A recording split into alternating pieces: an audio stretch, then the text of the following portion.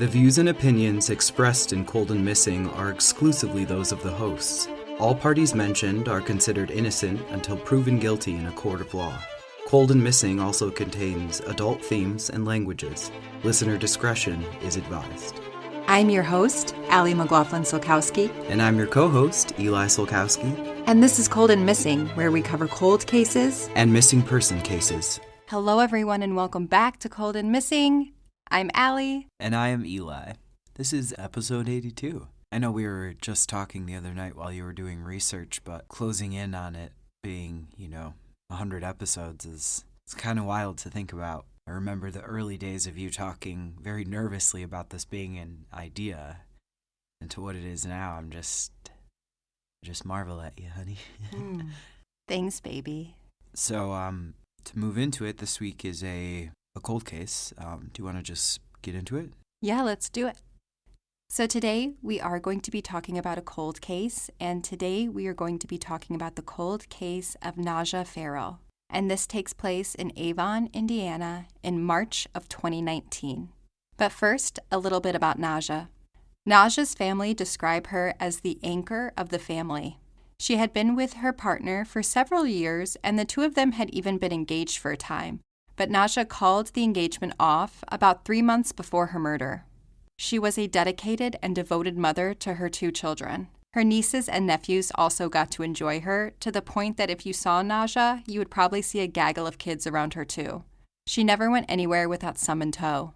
No one was surprised at all when Najah decided to become a foster parent and took in an additional 3 children in her home and life. She told family and friends that she wanted to, quote, give back, end quote, and be there for kids who didn't have anyone else. Najah had been a stay-at-home mom all while her children were young. But now that they were older and in school, she wanted to pick up a part-time job. She looked for something that could fit with her kids' schedule so she could still be there for them when they got home from school and in the evening. After searching, she quickly got hired at a Panera Bread in Indianapolis. And now a timeline of events.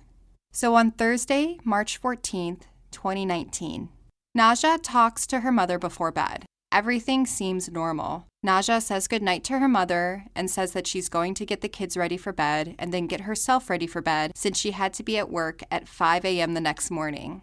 On Friday, March 15th, that next day, Najah was due for her 3rd day of orientation at Panera Bread.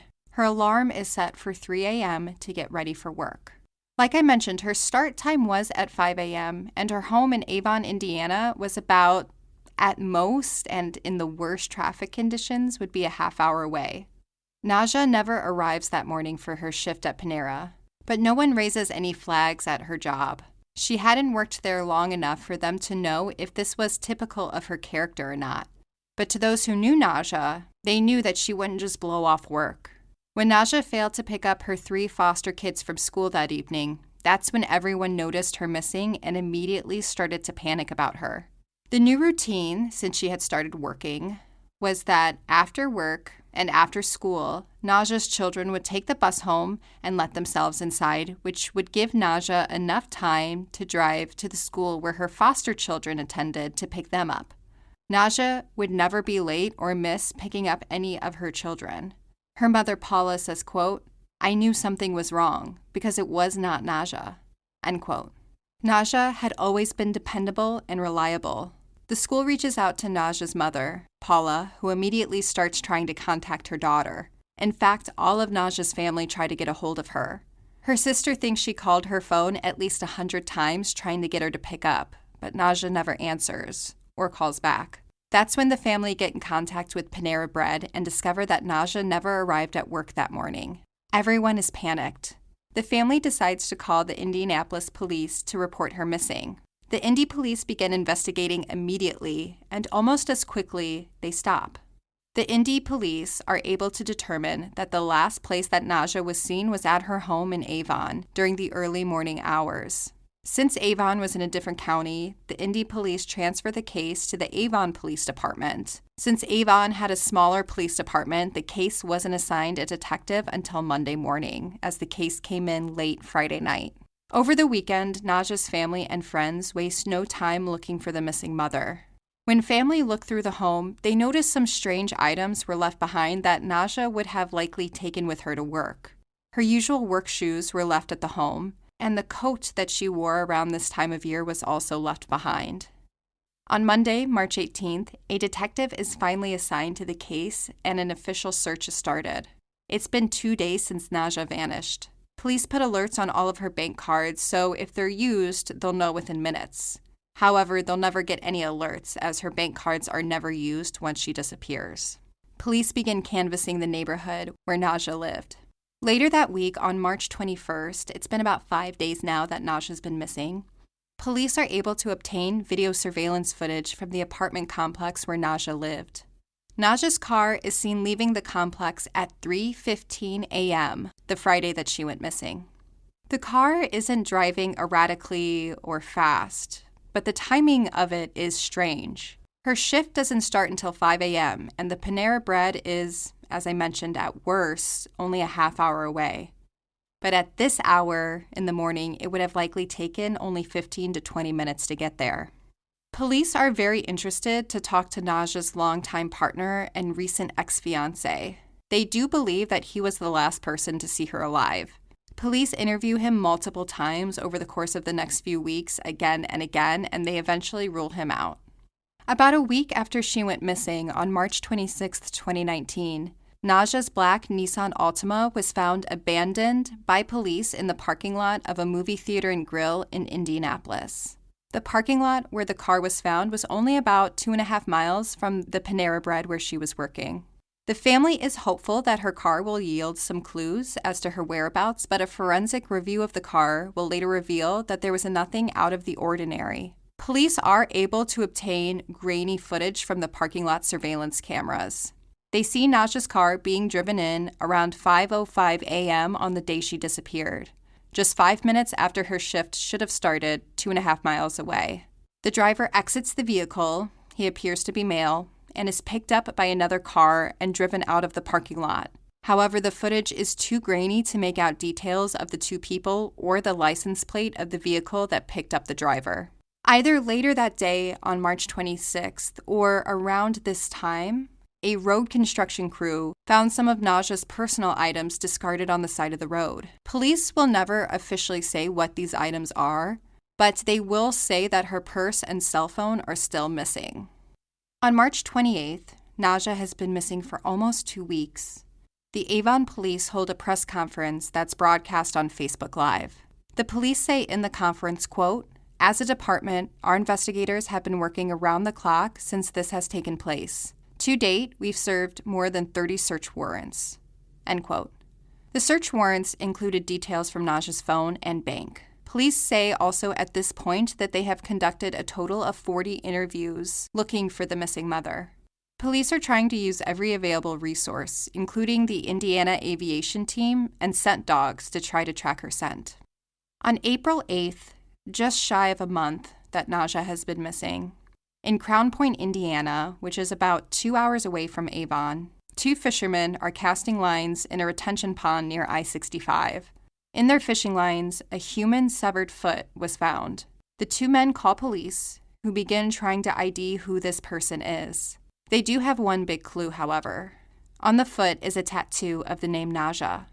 After looking through missing persons report for the state of Indiana, police in Crown Point contact the Avon police to let them know that they think they have a match. Tentatively, police do ID the foot as belonging to Najah, but DNA tests will have to be run in order to confirm this. Over the next several days, police will search the pond and surrounding area for any other remains and clues left behind. But nothing outside of Najah's foot is found. They sent divers into the pond and ponds nearby and sent drones overhead to do aerial searches. The coroner remained on the scene over the next few days in case any more remains were found. Upon the discovery, Avon's Deputy Chief of Investigation, Bryant Nugent, says, quote, "The family does have ties to the Northwest Indiana area, so this area wouldn't be new to our investigations. We weren't expecting anything to turn up where it did." End quote. On Wednesday, April 10th, after 2 days of searching the area where Najah's foot was found, police come up empty in recovering the rest of her body. DNA tests will ultimately confirm that the foot did belong to Najah, and further testing will tell police that the foot was severed from the body after death. Avon police announced that their investigation has switched from a missing person case to a death case, but stopped short of calling it a homicide since they don't know how Najah died. But police do believe that foul play is involved. Police still have no idea why or how Najah's foot ended up in the area. Police investigate the ties that she has to this part of Indiana, but police say, quote, "We don't have a target, if you will, a location or a house or an individual. Historically, there's ties there to the family, but nothing specific that we're willing to talk about," end quote. Avon police at this point don't believe that Najah was abducted, nor do police think that anyone else is at risk in the community. Quote, "We don't know 100%, but in the absence of having that information, I think it'd be irresponsible to cast that perspective," end quote. When asked if police think that further dismemberment is possible, they say, quote, "At this point, we don't have any information to suggest that or to deny that. When you only find what we found, certainly that becomes a theory. But in the absence of other information to lead you one way or another, that has to remain an unknown, just as the cause and manner of death remains undetermined," end quote. Since police do believe that Najah was targeted by someone that she knew, they begin to focus on who she had contact with in the last days and weeks leading up to her disappearance and murder. The Avon Police Department pleads with the public to come forward with information. Quote, "Somebody knows something about this case. We are simply trying to appeal to what we know is the majority of the state, which is good-hearted people who want to do the right thing," end quote. The Avon police do say that they're working with other agencies, including the FBI, Brownsburg Police, state conservation officers, and the Indiana State Police, as well as the Crown Point Police. The Crown Point Police will continue to search ponds and wooded areas, hoping that additional clues would turn up surrounding Najah, but nothing does. It takes about a month, but at the beginning of May of 2019, DNA results come back that confirm what police, friends, and family already knew, that the foot did belong to Najah. Once the searches begin to die down, so does coverage of Najah in the media. However, the community doesn't forget her, and they often write the local paper to ask about updates. Eventually, a Facebook group is created to keep each other updated on any tiny scrap of information. Police will continue to search ponds in the Indianapolis area as well, and still they fail to find anything. On the 1-year anniversary of her being missing and ultimately her death in 2020, police still have not named a person of interest or a suspect in Najah's murder. Najah's family has felt every minute of the past year without her and without answers. Family believe that whoever murdered Najah knew her, since it seems like her schedule was so intimately known. Her work schedule, her car, her routine. In March of 2024, so it's been 5 years now since Najah's murder, and there are still no new leads in this case. However, her mother Paula does say now that Najah's ex-fiancé had texted her, Paula, saying that Najah had texted him the morning that she vanished. That's about the only new clue that we get in the case, though. The foster children Najah was raising are placed back into the system, and Najah's mother takes over raising her 2 young boys. Her family continues to fight for answers, for Najah, for themselves, and for her sons. The Avon police stay committed to solving the case, but leads have dried up. But since at least 2 people were involved that morning, police know that somebody does know something. So with that, if you know anything about the disappearance and murder of Najah Ferrell in March of 2019, please call the Avon Police Department at 317-839-8700. And the sources for the timeline today come from The Times, the Indianapolis Star, WTHR, and WRTV. So that is the case of Najah Ferrell. First of all, I think for the most part, people who choose to parent in their lives via fostering are just angels on earth. I am not adopted myself, but I just come from a long line of adoption within my family, and I'm not a stranger to the system, so to be someone who advocates for the children in that system and helps get them out and into like loving and caring homes is a really beautiful thing, and I'm sad that her time here on this earth was cut violently short, because it's clear that she was someone who moved and navigated the world through love and care and was just like living her life. I completely agree. I feel like the state of Indiana and the entire world lost just such a good person with the murder of Najah. Completely unfair.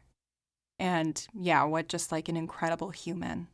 I had to keep reminding myself as I was listening to you that this was 2019, because I just don't understand. I mean, the crime itself I don't understand, but I just don't understand how, if there's surveillance and there's a pretty tight timeline. Granted, I have a limited understanding of different jurisdictions with like crimes operating in across county lines, state lines, city lines, all of that. It just seems really unfortunate that there were eyes on this within a couple of hours of it happening. I think there was a police response, but then there was a stop, and that, to me, it just sucks. It just sucks when that happens, because as we all know, if you engage with true crime, the first 48 hours are very vital to finding someone, not just period, but potentially alive. Yeah, the delay in the Avon Police Department getting started on her case is really unfortunate. And to be fair to the Avon Police, it's something that they acknowledge as well, that they were already 48 hours behind whenever they started on the case. Who knows how much was lost in them not immediately jumping on it, or what could have been recovered evidence-wise, or even Najah. So it's really unfortunate that that gap happened at such a critical time in the timeline, because otherwise the Avon police response was pretty substantial, I thought. Yeah, I mean, I think in, layman's terms, they were doing their job. They were doing what you're supposed to do in a case like this. I also just want not the focus on really what was found of her, but this particular type of violence. And once again, violence against women is absolutely abhorrent and just horrifying. I just didn't want to pass over the fact that this was a full human being who was, at least to me, very likely fucking dismembered. And that is just particularly awful. I was just like, I was shocked by that fact, and I just didn't want to like skip over the fact that this person was taken from her life and then taken apart. And like, we don't know who did it. Like, that person is still fucking out there. That terrifies me. I was kind of surprised to hear that law enforcement said, you don't need to be alarmed. But we found a body part of a community member. To me, that's cause to be worried. To be worried if you're living in a community where a crime like that was just committed. Totally. And thank you for just like speaking on the brutality of everything in this case. But I always try to like kind of read in between the lines of what law enforcement is saying. So whenever I heard that, to me, what I kind of took away from it is that they might have some piece of information that they haven't made public, but that would suggest that this was a very targeted attack. Obviously, having a person like this in the community is always a danger, because if they're willing to murder somebody and be this brutal about it, then who knows what else they are capable of. So I completely agree with you there. But I just kind of took it as the police might have some information that this was very targeted and not random, that somebody in Najah's life set out to do that this day. And I think that's where a lot of the questions, for me at least, like that's where a lot of them come from, is that day she went missing. Her car is seen leaving around 3:15, which is way too early to be leaving for work. So, was it her actually driving her car? We're unable to see that from the surveillance footage. The car isn't close enough and the camera isn't good enough to capture that kind of image. I'm curious as to if it was her leaving, because as far as I know, there doesn't seem to have been any struggle at her home where her children were. So if there had been some noises, there was a lot of ears that could have heard it potentially. But as far as we know, nothing happened at the home that at least caused the kids to wake up. I thought about that as well, that the kids being there. But I also thought about the information about, her work shoes being left behind. And again, as you know too, and anyone listening, like if you are on your feet all day, you don't leave your house without your work shoes, So I think what I filled in there is, yes, even if kids are in the home, if someone enters your space, like you let them in, but then they order you out and are threatening you, they can order you out silently with the threat of, I'll hurt the children if you aren't quiet. Yeah, the shoes being left there is very interesting. And her jacket being left behind. March is still pretty cold in Indiana, so you can have like an occasional warm day, but typically it's pretty cold. So leaving without your jacket, especially that early in the morning before the sun is up, is kind of strange. But maybe if you're running to a car that is idling, like I could see that happening where you would leave it behind. But the shoes is hard to imagine why, being on your feet all day, why you would want to leave your work shoes behind, especially working in a restaurant. You usually have your work shoes because sometimes they get messy and like you need them to be non-slip. And, there's just all these criteria. So the shoes being left behind and then, kind of the threat of the children, like if you don't go quietly, like I think that is also very true and could have been used as a tactic. Her car being dropped off about 2.5 miles away from where she worked, right about at the time that she should have started for work. There's 2 people involved. This we know for sure. The person who was driving her car and then the person who picked that person up in a different car. So somebody knows something. It's not just one person who can take a secret to the grave. It's got to be at least 2 people who can do that. So somebody knows something. I would be curious. I know the forensic analysis of the car didn't show any additional or shed any additional light on what happened to Najah, but I just would be curious. Was the seat moved back from the position she would normally have it? Was anything adjusted? The mirrors, the steering wheel, anything adjusted outside of how she would normally have it that could give a clue to at least some of the physical descriptions of this person? Taller, shorter, that kind of thing. I wonder about that. Yeah, I also wonder, especially in this case, just to the depths of my soul, like what was the motive here? That I can't come up with at all. I don't understand. And in relation to the particular violence surrounding this is like, what was happening there? I really hope that with law enforcement, like you said, with you reading in between the lines, I hope that holding information close to their chests is because they maybe maybe they're slowly building a case and it's a case that they'll be able to, prosecute someone on. Yeah, I think the hope is always that police have a lot more than what they're letting us know about and that they are building that case behind the scenes. I really hope that Najah's family and her sons get the answers that they're looking for. And from the interviews I was listening to with the family, it seems very important to them that they're able to bring the rest of Najah home. So I hope that the family is able to get that down the line as well, that they're able to bring her home and put her to rest. Because like you said, this case is from 2019. There's like a lot of stuff already here, surveillance footage. Her stuff is found on the side of the road, and then these Northwest Indiana, her foot being found. Like, there's a lot of stuff happening in this case. So hopefully there's a lot of stuff happening behind the scenes that is getting Najah's family closer to those answers that they're looking for and wanting. Before we, kind of wrap things up here, I and Allie as well extend our deepest condolences to Najah's family. It is unimaginable to receive that information that part of your loved one is discovered in that way. And I'm so sorry to her children who have to live with that information.